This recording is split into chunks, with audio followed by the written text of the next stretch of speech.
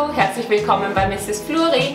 Ich zeige euch heute eines meiner Lieblingsdesserts, und zwar leckere Erdnussbuttercups. Für diese Art Reese's habe ich bereits einmal ein Video veröffentlicht und heute zeige ich euch die selbstgemachte Variante, ohne Zucker, ohne Kohlenhydrate. Die sind low carb und das Wichtigste, die sind super lecker. Ich zeige euch nun, wie das geht. Für die Erdnussbuttercups benötigt ihr Kakaobutter. Kakaobutter bekommt ihr in größeren Supermärkten in der Backabteilung. Die Kakaobutter gebe ich in meine Schüssel über dem Wasserbad und schmelze diese.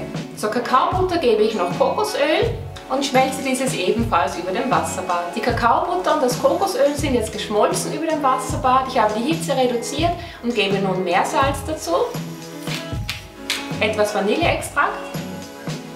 Für die Low Carb Variante verwende ich zum Süßen Stevia. Das ist hier eine Mischung von Stevia und Erythrit. Wenn ihr ein anderes Süßungsmittel verwendet, wie zum Beispiel Ahornsirup, benötigt ihr die doppelte Menge davon. Das Ganze verrühre ich.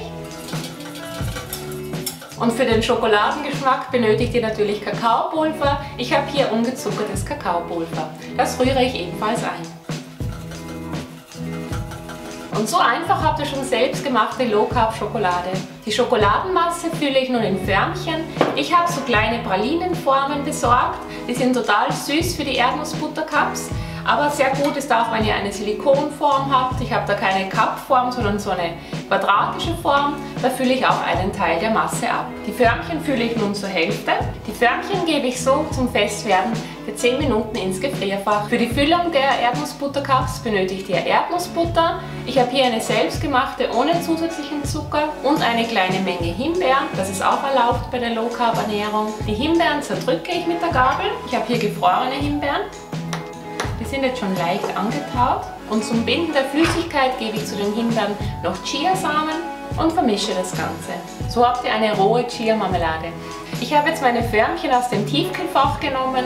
Die sind super fest geworden nach 10 Minuten. Jetzt gebe ich darauf etwas Erdnussbutter. Wenn eure Erdnussbutter zu fest ist, könnt ihr die auch über dem Wasserbad erwärmen, dass sie flüssiger ist. Eine kleine Menge Erdnussbutter verteile ich nun in meine Förmchen. Ich verstreiche die Erdnussbutter etwas flach.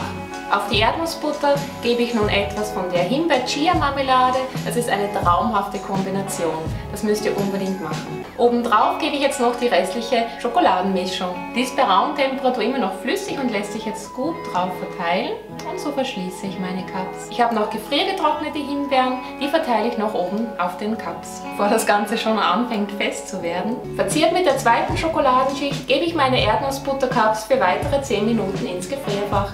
Ich habe die Erdnussbuttercups jetzt aus dem Tiefkühlfach genommen und freue mich schon, eines zu probieren. Wenn ihr sie aus dem Tiefkühlfach herausnehmt, schmelzen sie relativ schnell, darum die direkt immer rausnehmen und gleich essen oder sonst einfach für längere Zeit im Tiefkühlfach aufbewahren. Das Rezept mit allen Mengenangaben findet ihr auf meinem Blog www.mrsfleury.com. Ihr findet das Rezept verlinkt unten in der Infobox. Zum Rezept inspiriert hat mich Elsas Wholesome Life.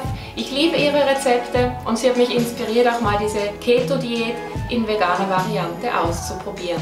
Wenn ihr die Erdnussbuttercups einmal ausprobiert, schickt mir unbedingt eure Bilder mit dem Hashtag Mrs. Fleury auf Instagram oder auch auf Facebook. Ich freue mich immer, wenn ich eure Kreationen sehe. Dieses und weitere Rezepte ohne Zucker findet ihr auch auf meiner Pinnwand Low Carb oder auf meiner Pinnwand Süßigkeiten ohne Zucker auf Pinterest.